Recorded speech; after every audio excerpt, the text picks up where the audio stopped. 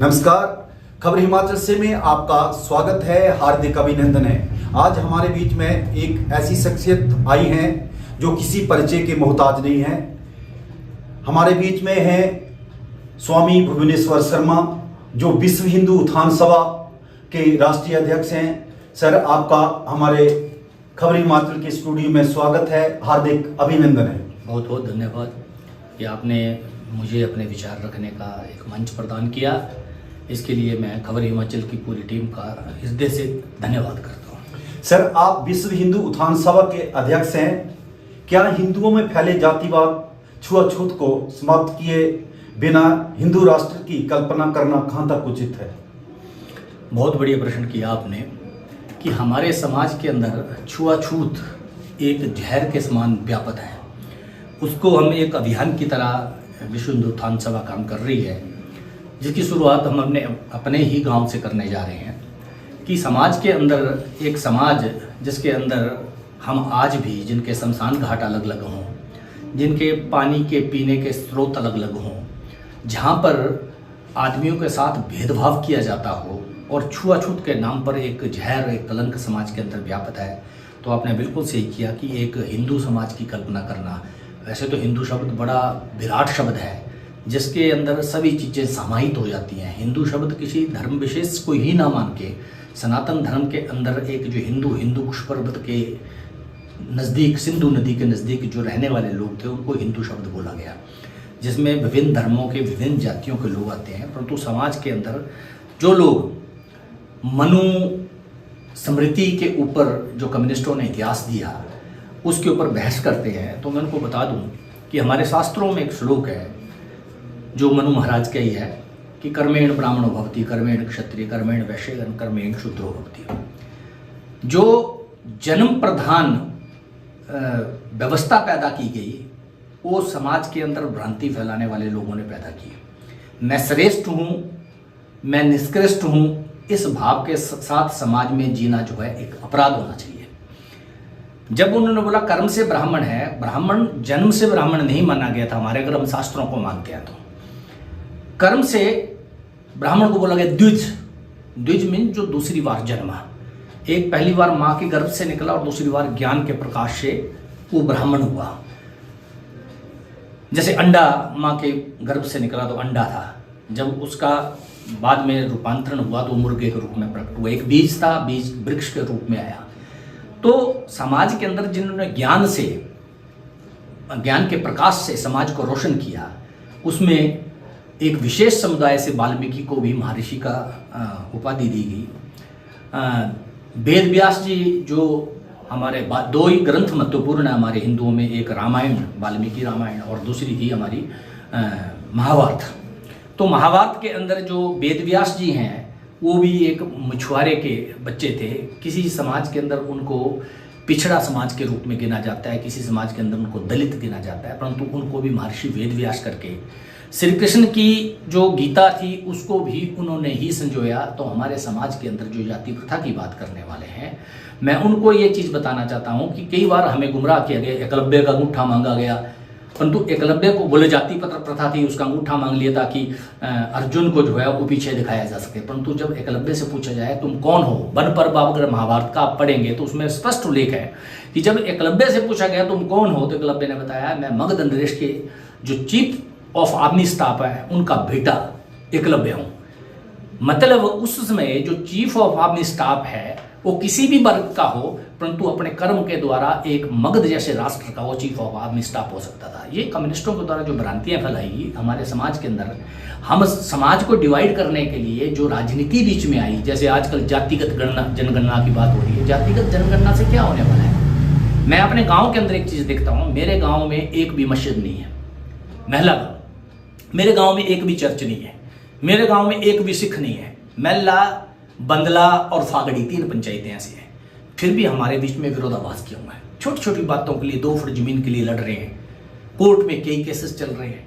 आज भी हमारे समाज में निष्कृष्ट और अपकृष्ट, देखो बोलना ये अच्छा नहीं लगेगा, परंतु फिर भी मैं आपके माध्यम से बोलना चाहता हूँ, हमारे वहाँ पर दलितों में भी वर्ग है, एक जो है अपने से नीचे उसमें नहीं खाएगा, दूसरा जो है उससे नीचे नहीं खाएगा, तीसरा जो है वो किसी और उससे नीचे नहीं खाएगा, चौथा जो है उससे नीचे नहीं खाएगा। ब्राह्मणों में भी वर्ग है। ब्राह्मण जो है वो जो विशेष मृत्यु के लिए काम करने वाले लोग हैं, जिसको हम घुवालू समाज बोलते हैं, उसके अंदर रिश्ते करने से ऐतराज करेगा, खाना खाने से ऐतराज करेगा। वहाँ का जो आदमी है वो किसी चार्ज के वहाँ पर खाना नहीं खाएगा, रिश्ता नहीं खाएगा। तो श्रेष्ठों के अंदर भी ये कैटेगरी बनी हुई है। और सन्यासियों के अंदर भी आप देखो, हमारा जो सन्यासी है उसके भी सिंहासन बने हुए। कौन जी शंकराचार्य है, कौन मंडलेश्वर है, कौन महामंडलेश्वर है, कौन श्री महंत है, उनकी भी पदवियां अलग है। साधु कैसे बैठेगा उसके, जो मैं ये बोलता हूँ जो ऊंच नीच है ये समाज से बिल्कुल गायब हो जाना चाहिए। और दूसरी बात क्या है, मैं एक चीज देखता हूँ, जो आरक्षण की बात चलती है कई जगह, जहां पर जो अपर समाज के लोग अपने आप को मानते हैं, उनके अंदर एक विरोध है कि आरक्षण गलत है। मैं भी बोलता हूँ आरक्षण के अंदर आरक्षण वाले आरक्षण से फाइट कर रहे हैं। अब मान लिया जाए एक परिवार का एक आदमी डीसी हो जाता है, वो आगे भी आरक्षण का फायदा लेता है। अब जब डीसी के बच्चे हैं वो कल को फाइट करेंगे तो किसी शू मेकर के बच्चे के साथ जो आम स्कूलों में पढ़ा है, या किसी भेड़ चलाने वाले के साथ, चराने वाले आदमी के साथ, वो एक आम स्कूल में पढ़ा, तो उनका कंपटीशन तो उसके साथ है। तो सर सुप्रीम कोर्ट ने जब क्रीमी लेयर की बात की थी, तो मैं ये बोलता हूं कि बाकियों को भी मौका मिलना चाहिए। इस तरीके से आरक्षण अगर 50 साल तक भी चलता रहे, मेरे गाँव में विशेष मोहल्ला जो है जहां पर अभी तक मैंने किसी आदमी को आरक्षण का बेनिफिट लेते हुए नहीं देखा, परंतु सामाजिक तौर पर वो आदमी अभी तक जो है पिछड़े हैं, समाज उनसे मिलता जुलता नहीं है। समाज के अंदर भेदभाव इस स्तर तक है, मेरे गांव के अंदर शमशान घाट भी सबके अलग अलग हैं। ब्राह्मणों के अलग हैं, राजपूतों के अलग हैं, गद्दी समुदाय के अलग है, शेड्यूल कास्ट का अलग है। मेरे छतराड़ी के अंदर अभी थोड़ा फर्क आया होगा, जहां मेरी ससुराल है उस गाँव के अंदर पहले पनिहार तक अलग अलग थे। तो मैं ये बोलता हूँ कि कई बार मेरे बड़े सारे जो दोस्त हैं जो दलित समुदाय से हैं, अब ये शब्द बोलना कहाँ तक उचित है मेरे को नहीं समझ आता है, इसके लिए मैं कौन सा शब्द प्रयोग करूं, परंतु उन लोगों के अंदर भी एक चीज़ होती है, नहीं है हमारे बुजुर्गों के साथ ब्राह्मणों ने या किसी ने गलत किया। मैं मानता हूं उन्होंने गलत किया होगा, परंतु आज समाज को हमने साथ लेके चलना है। मेरा उनसे भी एक आह्वान है, हम मिलजुल कर एक राष्ट्रभक्त होने के नाते राष्ट्र के संविधान के साथ, याद रखना बाबा साहब भीमराव अंबेडकर ने जो संविधान दिया था, आज हम बाबा साहब भीमराव अंबेडकर के आगे नतमस्तक हैं, जिन्होंने समाज में सबको जीने का बराबर हक दिया। आज संविधान के अंदर कोई आदमी किसी को जाति सूचक शब्दों से नहीं बोल सकता है, उसके लिए एट्रोसिटी जैसे गंभीर कानून आए हैं, परंतु सामाजिक सरोकार की जहां तक बात है, समाज में मिलने जुलने की जहां तक बात है, उसमें समाज को आगे आना पड़ेगा। अगर आप और हम जैसे लोग, आपने बड़ा अच्छा किया कि आज मेरे से ये प्रश्न पूछा, आप जैसे लोग प्रेस के बंधु आगे आके इस कुरीतियों का विरोध नहीं करेंगे तो समाज के अंदर ये फैला जहर जो है हमारे समाज को निगल जाएगा और निगल रहा है। और पॉलिटिशियन जो है वो सिर्फ वोट लेने के लिए, वोट बैंक को बनाने के लिए हम लोगों को विभाजित कर रहा है। देखो, अगर समस्या नहीं रहेगी तो लोग इनके पास कौन जाएगा। अभी पीछे हम कहीं बैठे हुए थे तो मेरे 4-5 एमएलए मित्र थे, उनके साथ बात चली थी। हाई कोर्ट ने बोला कि पॉलिसी बनाओ ट्रांसफर के लिए, तो हम एक कमरे में बैठे थे, तो सारे एमएलए ने एक बार बोला इसका विरोध करो विधानसभा के अंदर। क्यों? अगर पॉलिसी बन गई तो हमारे पास कौन आएगा ट्रांसफर के लिए। इसलिए अगर समस्या नहीं है तो नकली समस्या पैदा करो। समस्या इसलिए पैदा करो ताकि समाज उनके साथ चिपका रहे, छोटी छोटी बातों के लिए। अगर समाज के अंदर, अगर मैं देखता हूं, मेरा किसी मुस्लिम के साथ विरोध नहीं है, मेरा किसी जातियों के अंदर कोई विरोध नहीं है, मैंने अपने आप को चेंज किया। फिर जब हम फेसबुक में, सोशल मीडिया में इन चीज़ों को देखते हैं तो इतनी बड़ी बात आती है, जैसे लगता है कि हम सब असुरक्षा में जी रहे हैं, सुरक्षा कोई कहीं भी नहीं है। तो मैं आज ये चाहता हूं कि हमारे समाज के अंदर जब तक हम मिलजुल कर समाज के भले के लिए काम नहीं करेंगे, देखो मैं आपको एक चीज़ बोलता हूँ, एक होता है जाति प्रथा। जाति प्रथा, जातियाँ 4 थी, उसमें ब्राह्मण, क्षत्रिय, वैश्य एंड शूद्र, ये 4 जातियों में समाज को बांटा गया था। वो भी कर्म प्रधान थी, जन्म प्रधान नहीं थी। जैसे हम शरीर को बांटते हैं, शरीर में मस्तिष्क को कार्य दिया कि वो सोचने का कार्य करेगा, लिखने का कार्य करेगा, इसलिए ग्रंथ वगैरह सारे उन्होंने लिखा। जो क्षत्रिय था उसके पास कार्य था कि वो तलवार से लड़ेगा, देश की रक्षा करेगा, ठीक है। और उसी तरीके से व्यवसाय का कार्य जो था एक बनिए के पास था, और इसी तरीके से उत्पादन का जो कार्य, उत्पादक वर्ग जो था, उसको बोला गया शूद्र था। अब मैं आपसे एक प्रश्न पूछता हूं, शूद्र निष्कृष्ट कैसे हो गया, नीच कैसे बोल दिया आपने शूद्र को?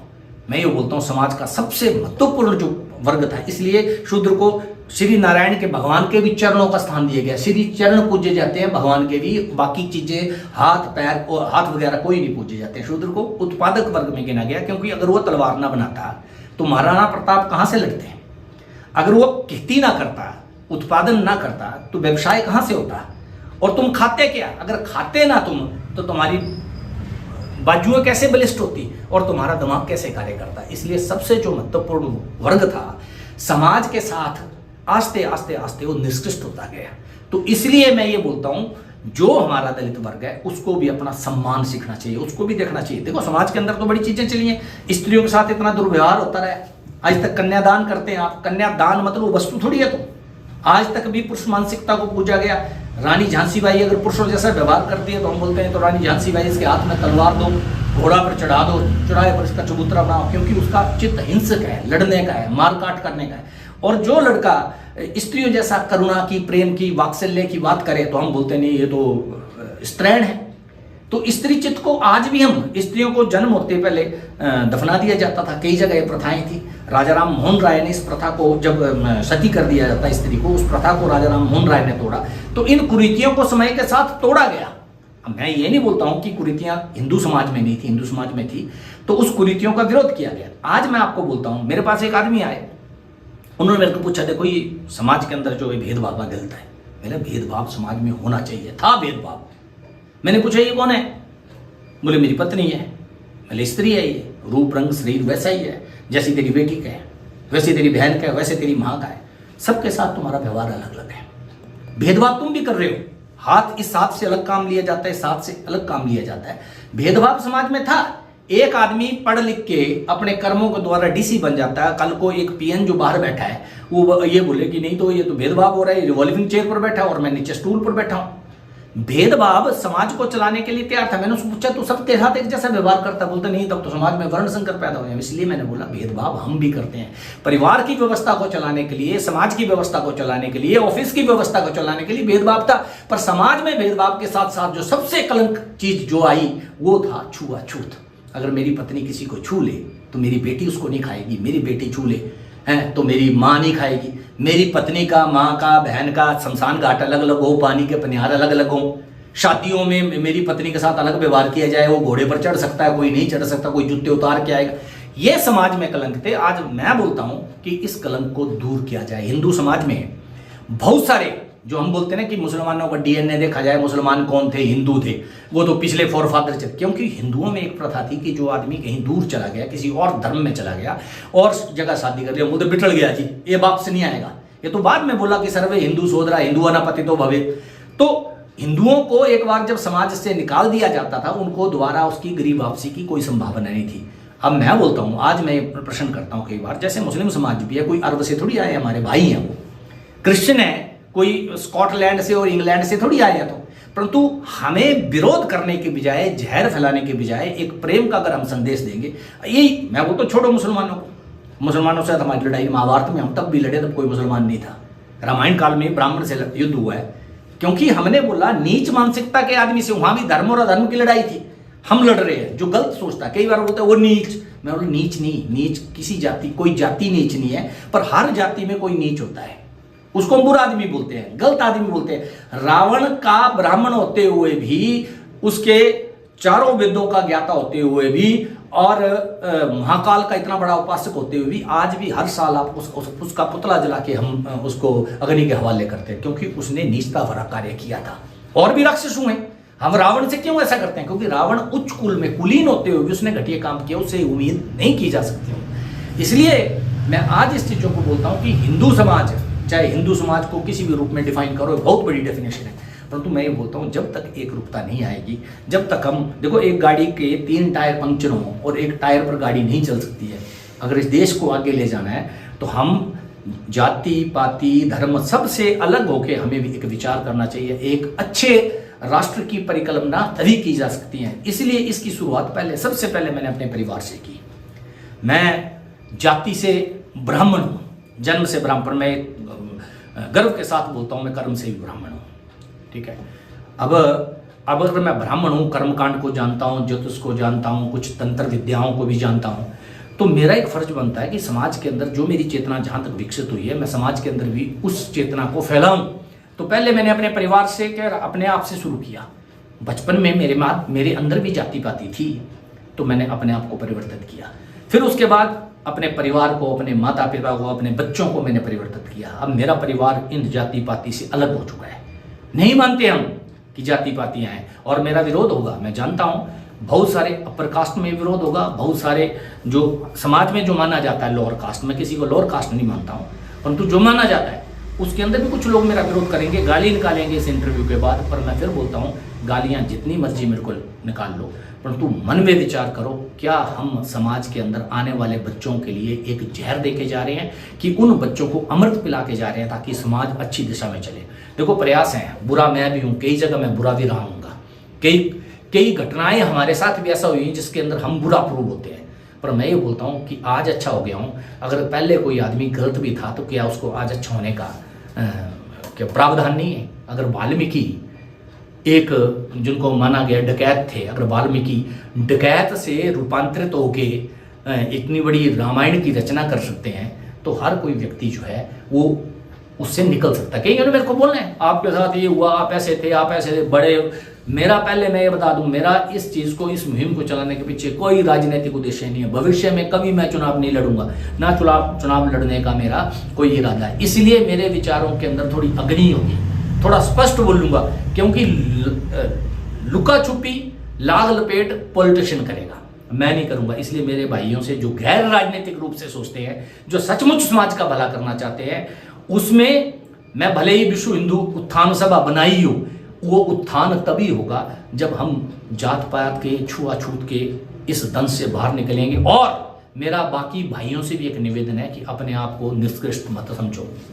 मेरे साथ बड़े भाई आते हैं, बड़े सारे लोग बोलते हैं कि यार जब उसकी बात होती है, राजनीति की बात होती है, वोट मांगने हमारे मोहल्ले में लोग आते हैं, तो हम जब उनको चाय ऑफर करते हैं तो बोलेंगे हम चाय नहीं पीते हैं जी। थोड़ी देर बाद बड़ा दुख होता है जब जाएंगे, घंटे बाद वो किसी दुकान पर चाय पी रहे होते हैं। मैंने बोला अपने आप को उनको चाय ऑफर करते क्यों? जो जातिवाद से भरा है, या तो उसको चेंज करो, नहीं तो कुर्सी पर खुद बैठो, उनको नीचे बिठाओ। आए हैं ना वोट मांगने, याचक बन के बैठे फिर वो। तो इसलिए मैं बोलता हूं कि अगर याचक बन के आपको लोकतंत्र की मूल्यों की इतनी परवाह है, तो आप सचमुच बाबा साहब भीमराव अंबेडकर जी के उपदेशों को सुनो, उन पर चलो, और इस भेदभाव को निकाल के समाज के अंदर आज चेंज आ रहा है। समाज के अंदर लोग चेंजिंग के लिए सोच रहे हैं, अंतरजातीय विवाह हो रहे हैं, और अंतरजातीय विवाह का मैं बिल्कुल पक्षधर हूं, होना चाहिए। परंतु समाज का जो विशेष वर्ग है, चाहे अपर कास्ट का है, लोअर कास्ट का, वो भी अपने सर्कल से बाहर नहीं करता है विवाह। अब जैसे हमारे चंबा में कुछ लोग आए हैं, उनकी भी एक सोच होती है, हम पारा चिनार से आए, हम अपने बिरादरी में करें। कुछ राजपूत है अपनी बिरादरी में, कुछ खत्रिय अपने, ठीक है, वो अलग चीज है, मैं उसका नहीं बोलता हूँ। परंतु अगर प्रेम होगा तो प्रेम के लिए अगर स्थान होगा, एक घर के अंदर अगर 4 जातियां रहेंगी, 4 धर्म रहेंगे माना, तो फिर आपके बीच में धार्मिक संघर्ष और जातीय संघर्ष होने की संभावना कम होगी। और आज भी आज़ादी के इतने साल के बाद देश ने कहाँ से तरक्की करनी है? एक तरफ आपके पास यहाँ एप्पल का मैन्युफैक्चरिंग हो रहा है, एक तरफ आप चांद पर जा रहे हैं, एक तरफ आप हम विज्ञान के क्षेत्र में इतना आगे जा रहे हैं, एक तरफ आप विश्व की तीसरी अर्थव्यवस्था बनने जा रहे हैं, और दूसरी तरफ अभी तक गाँव के अंदर अगर वही चीज़ें होंगी तो सरकारी योजनाएं कहाँ तक इम्प्लीमेंट हो पाएंगी? अगर सरकारी योजनाओं के अंदर भी देखो, मैं एक चीज़ जरूर बोलता हूँ कि आज सरकारी योजनाओं के अंदर हिंदू मुस्लिम और जातीय नहीं होता, सबका साथ सबका विकास। अगर मोदी जी एक चीज लाए थे, मैं उनकी प्रशंसा नहीं कर रहा हूं, परंतु उनके प्रयासों की मैं सराहना कर रहा हूं कि सबके लिए लाए हैं। वैसे ही समाज के अंदर जिन लोगों ने भी कालांतर में पहले इन चीजों के लिए प्रयास किए हैं, मैं उनकी कदर करता हूं। आज मेरे को लगता है जिस तरीके से पार्टियां विशेष जातिगत जनगणना की बात कर रही हैं, वही पार्टी कभी नारा करती थी कि जात पर ना पात पर, इंदिरा जी की बात पर मोहर लगेगी हाथ पर। आज क्यों डिवाइड कर रहे हो तुम? समाज को क्यों तोड़ रहे हो तुम? समाज के अंदर हर साल कोई ना कोई विषय आना चाहिए, कोई ना कोई लड़ाई होनी चाहिए, कोई ना कोई छोटी छोटी बातों के ऊपर, ताकि पॉलिटिशियनों की रोटियां सेकी जा सके। इसलिए भाइयों, आज खबर हिमाचल के माध्यम से मेरा एक संदेश है, मानना ना मानना आपकी बात है, पर एक संदेश है, इस पर गौर फरमाए, क्या हम सचमुच जन्म से श्रेष्ठ हैं? अगर जन्म से श्रेष्ठ नहीं है तो समाज के अंदर हम ऐसे बीज को क्यों बीज रहे हैं? मेरे को कईयों ने विरोध किया, सनातन धर्म के अंदर ये था, उन्होंने सनातन को पढ़ा ही नहीं है। अगर मैं सच बोलता हूँ, अगर सनातन को आप पढ़ेंगे तो आपके बीच में आप ऋषियों की वो प्रार्थनाएं सामने आएंगी जिसमें उन्होंने लिखा सर्वे भवन्तु सुखिनः, सर्वे संतु निरामया सर्वे भद्राणि पश्यन्तु माँ कश्चित् दुख भाग भवेत्। कहाँ लिखा उसने कि सर्वे हिंदू भवन्तु सुखिनः, ये सर्वे ब्राह्मण भवन्तु सही। उन्होंने बोला सर्वे भवन्तु मतलब प्राणी मात्र, घास तिनका तक सब सुखी हों, छोटी छोटी चीजों की सर्वे भवन्तु सुखिनः मतलब पूरे जगत का सुखी हो, सबका कल्याण हो, सबका भला हो, सब अच्छा देखें, किसी को रोग की या दुख की प्राप्ति ना हो। क्या हम उन आप ऋषियों के विरोध में बोलेंगे? इसलिए मैं ये बोलता हूँ जो मनु के प्रति जहर से भरे हैं वो भी कभी मनु स्मृति को गहन। स्मृति क्या होता है? हमारे शास्त्र स्मृति और श्रुति के रूप में है। श्रुति हमें जो सुनी गई, स्मृति हमें जो याद रखी गई। अगर स्मृति में कहीं पर आपको दोष नजर आता है, देखो एक बहुत बड़ी चर्चा चलती है, उसमें जो कम्युनिस्ट हैं उन्होंने एक श्लोक तुलसीदास जी का पकड़ा हुआ है, धोल गवार शूद्र पशु नारी सकल ताड़ना के अधिकारी। तो कई बार इस पर बहस हुई, कोई बोलते हैं ताड़ना शब्द के बड़े अर्थ होते हैं, कोई बोलते हैं ये पार लगाने के, तैरने के पार के अधिकारी हैं। अरे भाई इस पर बहस क्यों कर रहे हो? तुलसीदास जी महाराज जो भी थे वो एक कवि थे और कवि के उद्गार थे, वो कवि ने प्रकट किए। और उस वक्त स्त्रियों को वेद पढ़ने पर मनाही थी। जब गार्गी ने यज्ञवल्क्य को हराया तो हिंदुओं ने गार्गी के बाद स्त्रियों को वेद, आज भी बाम अंग बैठती है, पत्नी पति के साथ बैठी तो वेद पढ़ सकती है।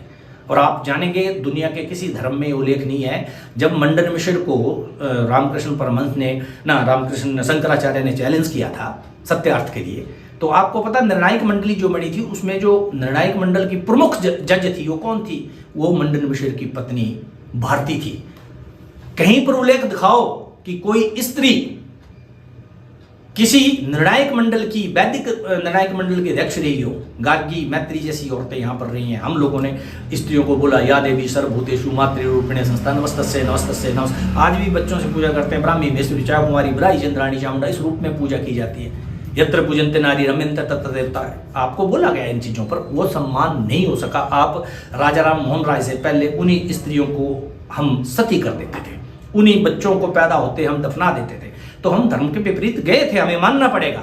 तो आज मैं आपको बोलता हूं जो सम्मान उनको नहीं मिला, समाज समय के साथ साथ वो सम्मान यहां पर मिला है। तो आज मैं बोलता हूं कि इस विषय के ऊपर अगर गहनता के साथ विचार किया जाए तो हमें लगेगा कि हम समाज के अंदर एक राजनीतिक दलदल और राजनीतिक सोच का शिकार हो रहे हैं। अगर किसी देश ने आगे बढ़ना है तो पूरे समाज को एकजुट होकर आगे बढ़ना पड़ेगा, बिना दलित समाज के और बिना ब्राह्मण समाज के भी, बिना मुसलमानों के, बिना क्रिश्चियनों के।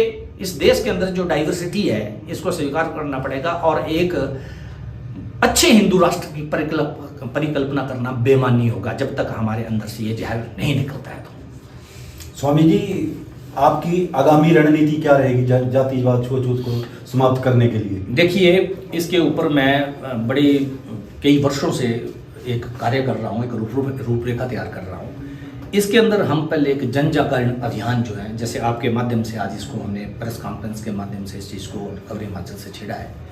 आने वाले समय के अंदर हम प्रत्येक गांव में जाके पहले तो जन जागरण करेंगे ताकि लोगों के अंदर ऊंचता और नीचता का भेदभाव खत्म हो सके और एकरूपता का भाव आए। और देखो सिर्फ सरकारी प्रयास ही काफ़ी नहीं है, सरकारी प्रयास के साथ साथ जनता अगर अंदर से सोचती है इसका विरोध भी होगा और विरोध करने वालों को भी बड़े तरीके से, अच्छे तरीके से उनके प्रश्नों का जवाब दिया जाएगा। मैं बोलता हूँ आपके जो लोगों के अंदर जो भी प्रश्न इस विषय पर होंगे, आप सादर आमंत्रित हैं, आप मेरे साथ बैठ सकते हैं, मेरे को अपने गांव में बुला सकते हैं। मैं आपके गांव में आके एक जन जागरण अभियान के रूप में इस जाति प्रथा और छुआछूत के कलंक को मिटाने के लिए कृत संकल्प हूँ। और इसके अंदर आप जैसे बहुत सारे बुद्धिजीवी लोग जो हैं वो मेरे से संपर्क कर रहे हैं और इस संपर्क के माध्यम से हम समाज के अंदर फैले इस कलंक को मिटाने की कोशिश करेंगे। और दूसरी बात मैं फिर बोलता हूँ, कोई आरक्षण किसी आदमी को ऊपर नहीं ले जाएगा जब तक हम शिक्षा को नहीं चुनेगा। अनिवार्य रूप से सबसे बड़ा जो हमारा समाज के अंदर पिछड़े होने का सूचना है, किसी परिवार के पिछड़ा होने की, वो है शिक्षा का अभाव। अगर शिक्षा प्रॉपर लेंगे तभी आरक्षण का भी आपको बेनिफिट मिलेगा, तभी। और याद रखना जो शिक्षित हो गया वो भीमराव अंबेडकर है, जो शिक्षित हो गया वो समाज में उच्च दर्जे पर है, वो डीसी हो गया, वो डॉक्टर हो गया, कहीं अच्छी जगह पहुंच गया, उसकी जातियां समाज में स्वयं ही मिट जाती हैं। इसलिए जाति गरीबी है सबसे बड़ी। मैं बोलता हूँ हमने छुआछूत के साथ लड़ाई तो करनी है, परंतु उस गरीबी के साथ भी लड़ाई लड़नी है। और जो योजनाएं इन गरीबों के लिए सरकार लागू करती है उसको भी एक अभियान के रूप में हम शामिल करेंगे, ताकि उसको मुख्य धारा के अंदर शामिल। देखो आरक्षण क्या था, आरक्षण भी मुख्य धारा में शामिल करना था ना। तो हम लोग जो, मेरा एक प्रयास है छोटा सा, जैसे बोलते हैं ना राम सेतु के लिए गिलहरी जो है वो भी अपना प्रयास करती थी, मैं भी उसी गिलहरी से भी हल्का हूँ। आप सभी का सहयोग चाहिए। आप सब लोग अगर मिलके इस रणनीति पर विचार करेंगे तो हम लोग समाज के अंदर एक अच्छे समाज की रचना कर पाएंगे, और समाज को आगे ले जाने के अंदर, इस देश को आगे ले जाने के अंदर हमारा सहयोग जो है, कल को कोई पता नहीं हम रहे न रहे, परंतु एक ऐसा जिसको बोलते प्रारूप तैयार करके जाएं, जिस प्रारूप को समाज फॉलो करे और समाज देखो। और इस देश के अंदर बड़े सारे लोग थे, जब राजा राम मोहन राय ने सती प्रथा के बारे में कदम उठाए थे तो कई जगह विरोध हुआ, उनको फूंकने की, मारने की कोशिश की गई। विधवा विवाह को यहाँ पर जब खत्म करने की बात आई तब भी कई जगह, अभी 3 तलाक को खत्म करने की बात आई थी तो कई समाज ने विरोध किया, पर सरकार ने कानून बनाए हैं उसके लिए। तो मैं ये बोलता हूँ कानून संगत जो भी होगा उसके लिए हम कार्य करेंगे, और उस कार्य की रूपरेखा जो हमारे दिमाग में तैयार हो चुकी है, और ये सारा आप लोगों के माध्यम से और समाज के माध्यम से समाज के बीच में ले जाएंगे। जैसा समाज सोचेगा वैसा कार्य करेंगे। स्वामी जी आप क्या बोलते हैं, वर्ण व्यवस्था क्या मनु या मनु महाराज की देन? मैं वही बात कर रहा हूँ, वर्ण व्यवस्था थी, वर्ण व्यवस्था उसमें जातियां जो थी, मैंने बोला तो कर्म प्रधान थी, जन्म प्रधान नहीं थी। तो मनु महाराज ने अगर समाज में 4 जातियां थी, ब्राह्मण, वैश्य, क्षत्रिय, शूद्र, जिसमें शूद्र सबसे उच्च कोटि का गिना गया था, श्री नारायण के चरणों में उनका निवास दिया गया था।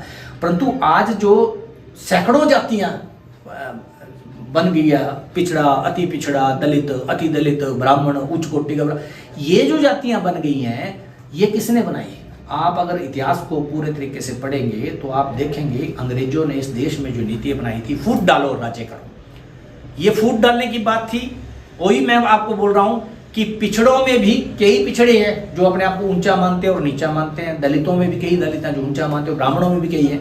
तो ये सांप की तरह हमारे साथ चिपका है। इसलिए हमने श्रेष्ठ होने के और नीच होने के अपने इस छाया से बाहर निकलना है। इस देश में या हमारे समाज में कोई भी नीच नहीं है, कोई भी श्रेष्ठ नहीं है। ये मान के चलो श्रेष्ठ एक प्रभु है, एक परमात्मा है, जिसके शरणागत हम हैं, हम उसकी शरण में बैठे हैं।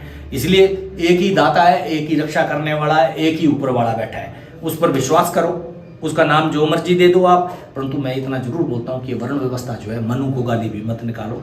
मनु भी एक समाज सुधारक थे। समाज को चलाने के लिए, जैसे घर को चलाने के लिए घर का एक मुखिया होता है, घर के अंदर भी हमने डिवाइड कर रखे हैं, काम डिवाइड कर रखे हैं। मेरी पत्नी घर के अंदर बर्तन धोती है, मेरी पत्नी पोछा लगाती है, मेरी पत्नी घर का बाथरूम साफ करती है, तो क्या मैं उसको किस श्रेणी में रखूँ?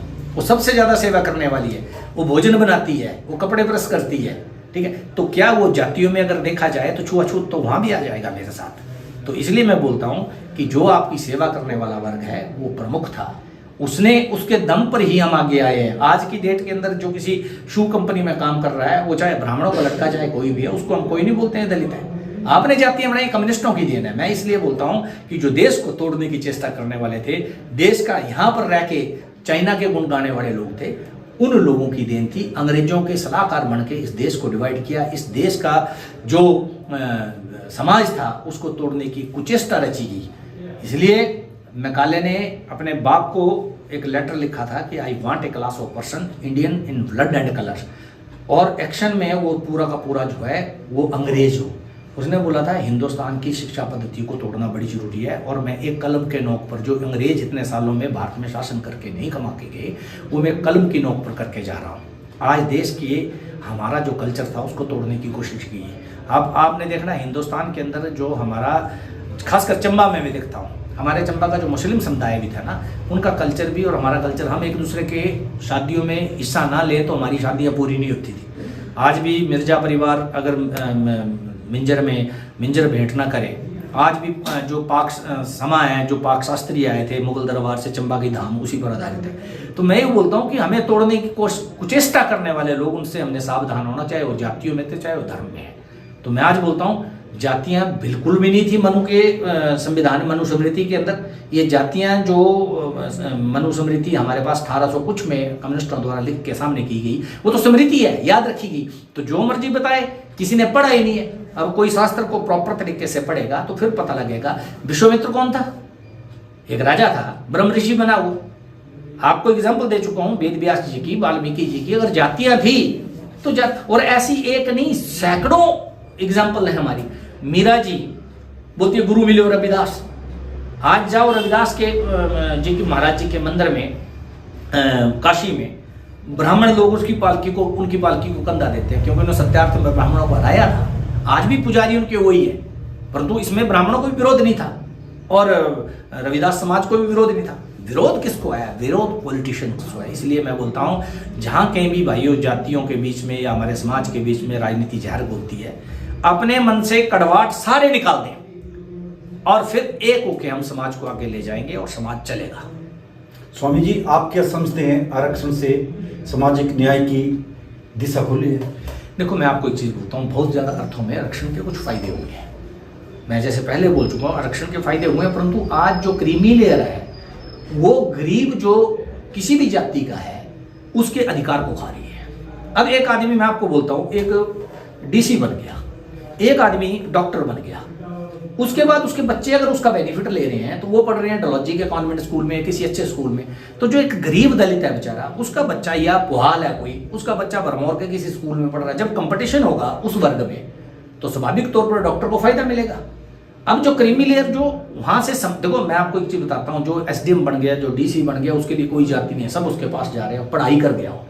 अब उसको अलग करो, मैं इसका स्वागत करता हूं। ये जो सुप्रीम कोर्ट ने निर्णय दिया था जिस पर भारत सरकार नहीं विचार कर रही है क्योंकि उनको भी वोट बैंक का खतरा है, मोदी को भी खतरा है, तो मैं ये बोलता हूं कि इस चीज पर अगर गहन विचार किया जाए, एक सख्त कदम इनको उठाना चाहिए। आरक्षण से सामाजिक प्रतिष्ठा तो मिली है, मैं ये नहीं बोलता हूं, परंतु अब जो दलित था वो दलित ही रहा है, उसको आगे बढ़ने का चांस ही नहीं मिल रहा है। आज भी वो लोग वही कार्य कर रहे हैं बेचारे। तो मैं ये बोलता हूं उनको बेनिफिट कैसे दिया जाए। इसलिए जिन्होंने आरक्षण को पैदा किया, 10 साल के लिए आरक्षण देना था, अगर इस तरीके 100 साल भी आरक्षण चलता रहेगा, जो समाज का दबा कुचला शोषित वंचित वर्ग है वो आगे नहीं आ पाएगा। इसलिए उसको आगे लाने के लिए कुछ सालों से क्रीमी लेयर को हटाना पड़ेगा। और दूसरी बात, आरक्षण के नाम पर गरीबी का कोई धर्म और कोई जात नहीं है। मैं ये भी मानता हूँ गरीबों को भी उसका बेनिफिट मिलना चाहिए। गांव का जो गरीब है, जो दलित है, जो शोषित है, जो वंचित है, उसके साथ वैसे ही व्यवहार करते हैं सारे लोग। आपने देखना उनके पास जो है वो चाहे ब्राह्मणों में गरीब होगा, उसके पास कोई दलित भी उसके घर में खाना पसंद नहीं करेगा और बाकियों को तो छोड़ो, कोई जाएगा ही नहीं। इसलिए समाज के अंदर जो चेतना विकसित होनी चाहिए वो होनी चाहिए एजुकेशन की, और दूसरा जो पिछड़ा वर्ग है उसको ऊपर लाने की, तभी जाके, नहीं तो आरक्षण चलता रहेगा, जहर समाज में रहता रहेगा, हमें बांटते रहेंगे, पॉलिटिशियन वोट देता रहेगा, सरकारें बनती रहेंगी, चाहे बीजेपी की बने, चाहे कांग्रेस की बने, चाहे कम्युनिस्ट की बने, चाहे अंग्रेज थे पहले, अब वो अंग्रेज चले गए, काले अंग्रेज आ गए। जितने उन अंग्रेजों ने गोलियां नहीं चलाई उतनी इस सरकार ने बनने के बाद आदमियों पर गोली चला दी, चाहे किसानों का संघर्ष हो, चाहे आदमियों का संघर्ष हो। हम अपनी मांग को लेके सरकार के पास जाते हैं, हमें पानी चाहिए, और सरकार पानी की बाछोर कर रही है, सरकार हम पर लाठीचार्ज कर रही है, हम पर गोलियां चला रही है। तो ये अंग्रेजों के कार्य है जिन्होंने जलियांवाला किया था, आज भी वही जलियांवाला हो रहा है। इसलिए मैं बोलता हूँ इन पॉलिटिशियन के चुंगल से पीछे हटो। इन पॉलिटिशियन को तो वैसे भी डिवैल्यूएशन होनी चाहिए, जो इनको सम्मान देते हैं। मैं आज फिर एक बात करता हूँ, एक नेता का नारा लगाऊंगा मैं, बात फलां जिंदाबाद, फलां जिंदाबाद। कभी सोचना आपने जिंदाबाद लगाते हो? कभी मैंने बाहर खड़े होकर अपने बाप का नारा लगाया, मास्टर ईश्वरचंद जिंदाबाद, इसने हमें पैदा किया।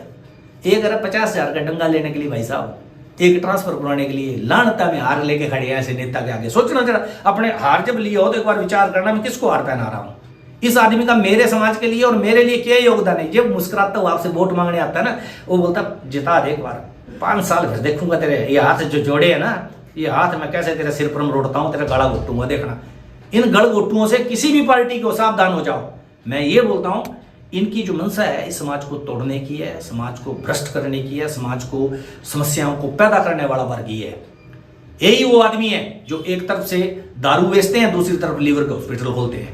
दारू भी बेच रहे हैं टैक्स लेने के लिए, दूसरे लीवर का इलाज भी कर रहे हैं, वहां भी पैसा कमा रहे हैं। हमें दबाने का, देखो मेरी बातों को सुनना गहराई के साथ, बिल्कुल सही बोल रहा हूं। इस वर्ग से बचो, इसके प्रलोभन से बचो। ये जो आके हाथ जोड़ के आपके मुस्कुराते हुए खड़े हैं ना, ये सारे के सारे, मैं बोलना नहीं चाहता हूं शब्दों को, एक घृणित मानसिकता के शिकार लोग हैं। और क्या करना, देश का संविधान है, हम क्या करें? पर हम नारे तो नहीं लगा सकते हैं ना। हम देखना, मैं अपने दादे का श्राद्ध करता हूँ, दादे का नारा नहीं लगा रहा हूँ, उसका क्यों लगाऊं ट्रांसपोर्ट के लिए? तो कम से कम डिवैल्यूएशन तो करो। हम जो इनको मान सम्मान दे रहे हैं, यही मान सम्मान जो है हर कोई आदमी को वो बोलता है कि मेरे को भी दिल्ली ले जाना है, मेरे को भी पहुंचाओ संसद भवन में, मेरे को भी पहुंचाओ विधायक बन के कहीं ना कहीं, ताकि मेरे को मान सम्मान मिले। इस मान सम्मान के लिए मैं ये नहीं बोलता हूं कि सभी पॉलिटिशियन एक जैसे होंगे, कुछ लोग सेवा के कार्य से भी आते हैं, परंतु इनका जो मान सम्मान मिलता है, फूलन देवी भीड़ों में मरती तो उसके दिमाग में आता है यार मैं ये जो पुलिस वाले मेरे को मारने चले हैं, क्यों ना मैं राजनीति में जाऊं, तो यही पुलिस वाले मेरी रक्षा के लिए खड़े होंगे। जब वो मर गई राजकीय शौक होगा, जबकि वो गिड़ाकू थी। तो हमारा मैं ये बोलता हूं कि जब इनको मान सम्मान मिलता है, ये मान सम्मान जो भीड़ों में बैठे लोग हैं उनको भी आकर्षित करता है। आप देख रहे अपने गांव के प्रधानों को देखो, उनकी मानसिकता को देखो, अपने एमएलए को देखो, उनकी मानसिकता को, तो वो कर क्या रहे हैं। एक मंत्रा थी ना, वो मंत्रा वाला कार्य पार्ट प्ले हो रहा है, फूट डालो राजनीति करो, समाज को डिवाइड कर रहे हैं। ये राजनीतिक सोच है, ऐसी हो चुकी है। पर जिस दिन आप सम्मान करना बंद कर देंगे, उसको बोलते हैं डिवैल्यूएशन हो जाए। जैसे मुर्दा निकलता ना, हम बच्चों को बंद कर ले, वो छोरा पहना, नेता कोई वोट मांगने दरवाजा बंद करे, अंदर हो जाओ। डिवैल्यूएशन आपने देखा कि भी हर कोई आदमी पेशाब करता है, वहां एक बोर्ड लगा देते हैं, देखो गधा पेशाब कर रहा है, तो सब आदमी पेशाब करना बंद कर देता है। उसी तरीके से राजनीति से आप पीछे हटो, पलायनवादी। पर हिंदुस्तान में जो स्वस्थ मानसिकता का आदमी, तो बुद्ध होकर जंगलों में चले गए, पलायनवादी हो गए।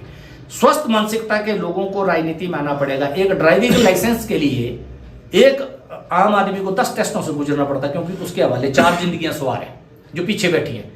यार नेता को बनाने के लिए कोई ड्राइविंग टेस्ट नहीं, हम पूछते नहीं है कौन, इसकी मानसिकता क्या है, इसकी सोच क्या है, और पूरा पंचायत उसके हवाले कर देते हैं। फिर बाद में बोलते पंचायत प्रधान चोर है, ये खाई है, इतने रोड नहीं बने, इतने, और आपने चुना ही ऐसा आदमी था। स्वस्थ आदमी आएगा, उसकी तो जमानत जब्त हो रही है। अन्ना हजारे की जमानत जब्त हो गई थी रानीगंज सिटी में, तो यहां फिर अन्ना हजारे की सिर पर सवार होकर केजरीवाल आएगा, मरीज। तो होश करो मेरे भाइयों। इसलिए तो चलो एक राजनीतिक टॉपिक हो गया, परंतु मनसा जो जातियों में डिवाइड करने की राजनीतिक है, धर्म में डिवाइड करने की राजनीतिक है। स्वामी जी, अंत में खबर हिमाचल से, हिमाचल टीवी के माध्यम से आप हमारे दर्शकों को छोटा सा क्या संदेश देंगे? देखिए जी, मैं खबर हिमाचल का दर्शक हूँ, हर खबरों को बड़ी गहनता के साथ उसको देखता हूँ। खबर हिमाचल जो है, हिमाचल की खबरों को जितनी प्रमुखता के साथ, प्रखरता के साथ, स्पष्टता के साथ खबर हिमाचल जो हिमाचल की समस्याओं को लोगों के सामने पहुंचाता है, सरकार के सामने लाता है, इसके लिए खबर हिमाचल के पूरा हिमाचल वासी सदैव ऋणी रहेंगे। और मैं खासकर आप लोगों का कि जब खबर हिमाचल चंबा में प्रेमी जी ने और श्रीधर जी ने यहाँ पर इसको शुरू किया था, तो सबसे पहले मेरा ही इंटरव्यू उन्होंने किया था, मैं ला के। तो वो प्रयास करते करते आज इतना अच्छा स्टूडियो बना है, सारी चीज़ें बनी हैं, और प्रमुखता के साथ चंबा के अंदर एक लीडिंग चैनल के रूप में आप उभरे हैं। इसके लिए आपको बहुत बहुत साधुवाद। खबर हिमाचल से में बस अभी इतना ही, फिर नई अपडेट के साथ आपके बीच हाजिर होंगे। तब तक के लिए धन्यवाद। जय हिंद।